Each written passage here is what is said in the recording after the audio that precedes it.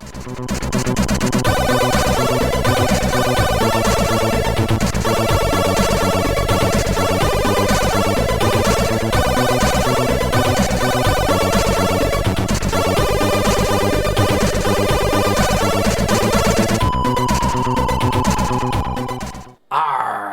me hearties, 'tis time for another Mastertronic review, and today we be sailing to Treasure Island. Now then, let's be having a look at the packaging of Treasure Island. Let's also be no longer talking like a pirate. So, nice front cover, got some pirates on it, got some treasure, got a map, says Treasure Island, can't ask for much more than that really. And spine says Treasure Island on it as well. And on the back cover we've got some screenshots. Seem to include looking through a telescope, talking to a piratey looking gentleman, and there's also a picture of the sea there. And it's definitely some kind of text adventure, because there's a status bar with text in at the bottom there and various options.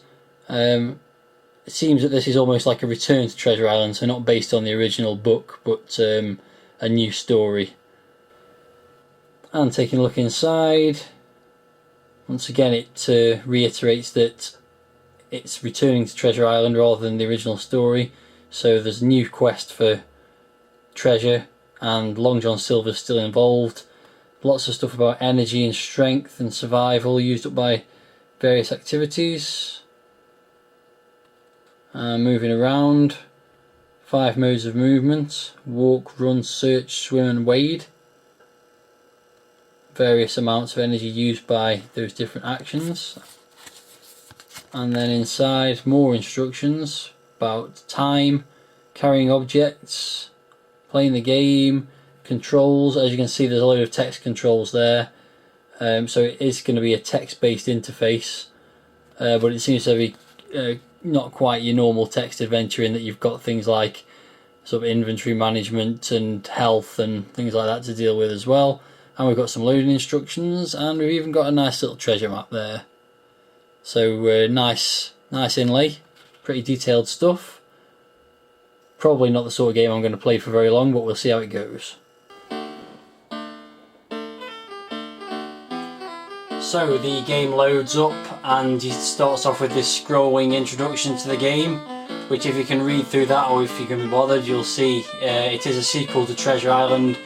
Long John Silver was captured, spent some time in jail, and has now left jail and teamed back up with Jim Hawkins to go and look for missing treasure that was also on Treasure Island. And that's about it really. It tells you that as the game starts, you're standing on a beach at the south of the island. The rest of the story is up to you.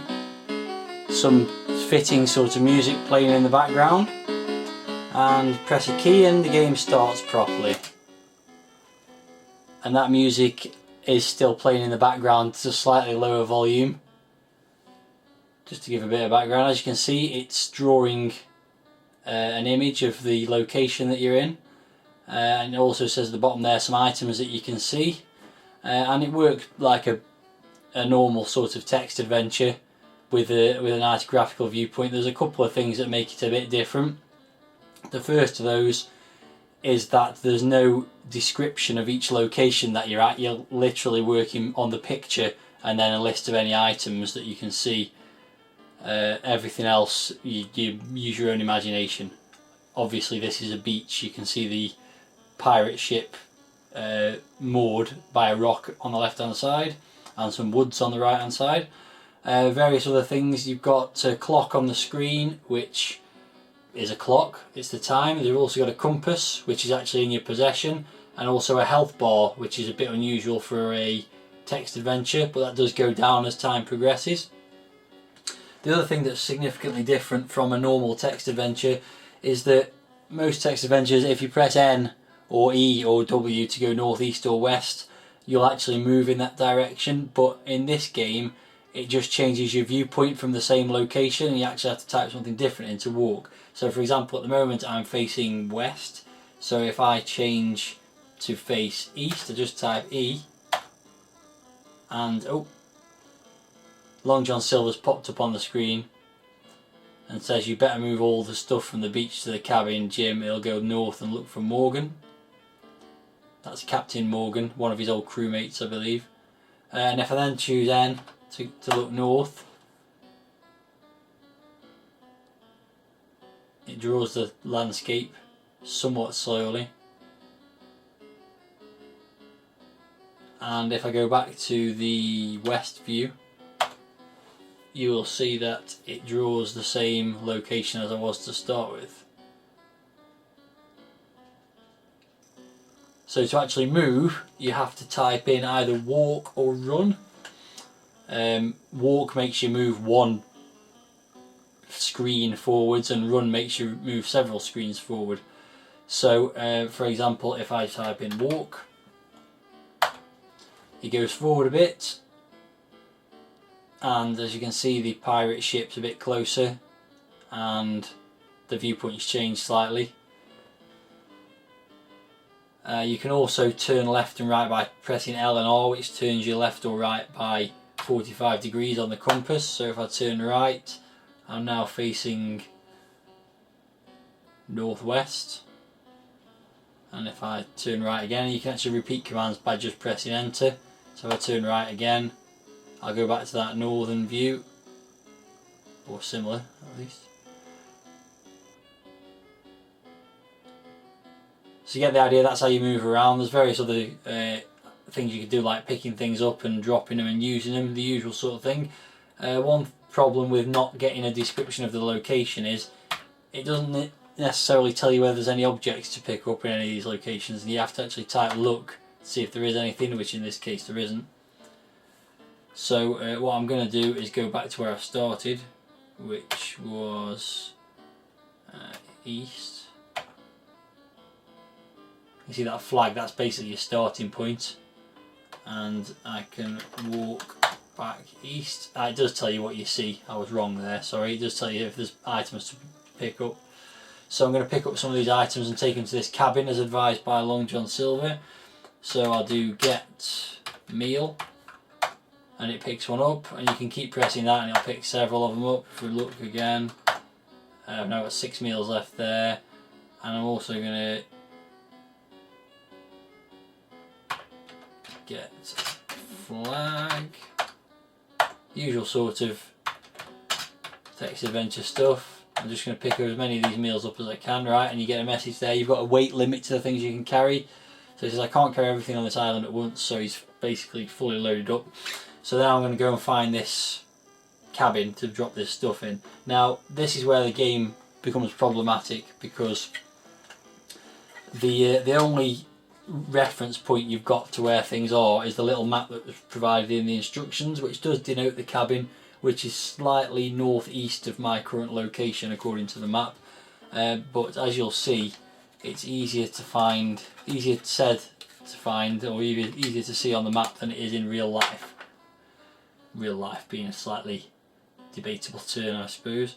So anyway, I'm going to point myself northeast. There's a fire there. And then I'm going to go for a run. So if I go slightly left, no, it doesn't load up.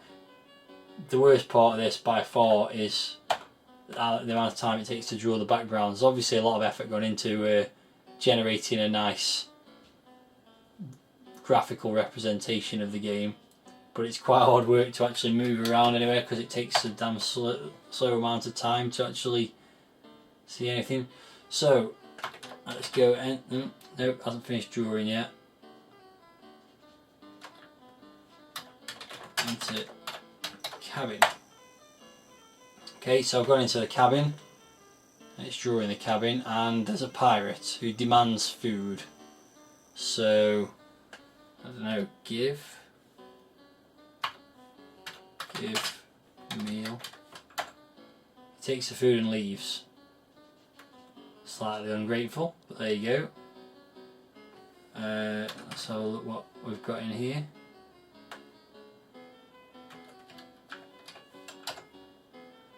bundles of firewood and flags. Right, so what I'm going to do first of all is drop all the stuff that I own, and then look again and pick some of it back up again. So I'm going to go get flask, get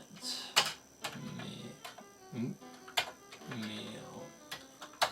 another one, and another one. What else have we got? Oh yeah, telescope. I forgot about the telescope. Get yeah. And get flag. Fag? No, not get a fag. That's something totally different. Get a flag, and most importantly, get a compass. Otherwise, you can't navigate.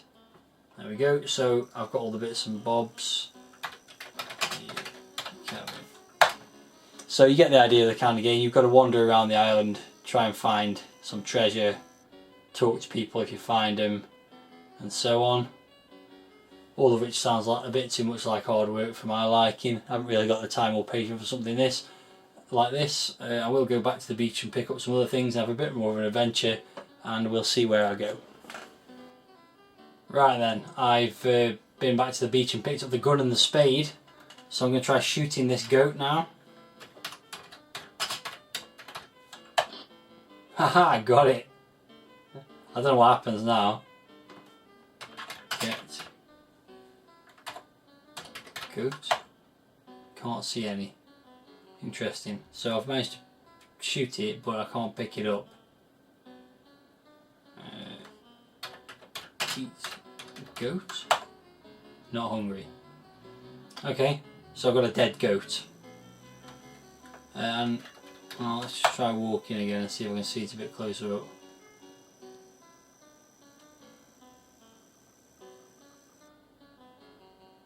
Maybe now I'm here I need to turn right.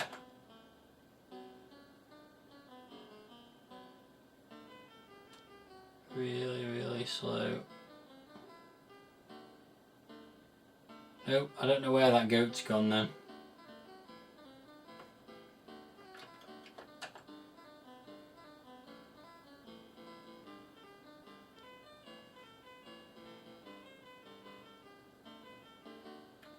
Slightly random.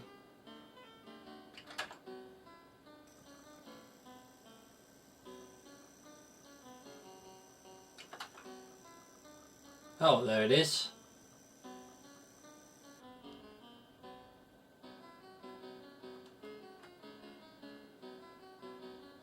I'm hungry. Tells you when you need to eat food. So just you can see the health bar's gone down there. So if I go eat meal, my health goes up. See if I can get that goat now. Can't see it again. What is going on? I can't get close to the damn thing. One more try and then I'm going to go off adventuring. Before I get bored. No, it's gone again now. That just doesn't make any sense. Right, so I've been wandering around for about 3 hours now in game time and basically not found anything apart from come to various patches of water I can't cross and various hills that I can't climb up. So I'm about ready to give up. A couple of things I just want to show before I do. The first of those is that you can actually rest for a while. If you type in rest, you see the clock starts ticking away faster. And what should happen as the time passes, fairly soon, apart from my health going down, I get hungry.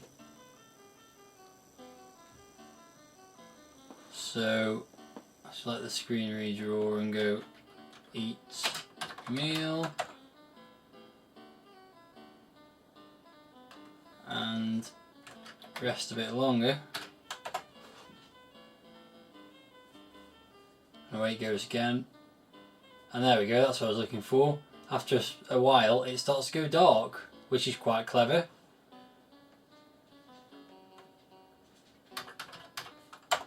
So it started to go dark and different things happen at night, like you get eaten by mosquitoes and things.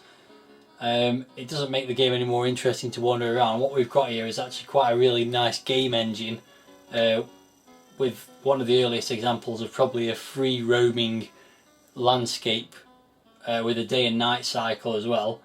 But unfortunately the game itself is just really frustrating because there doesn't seem to be anything to do. There's no landmarks.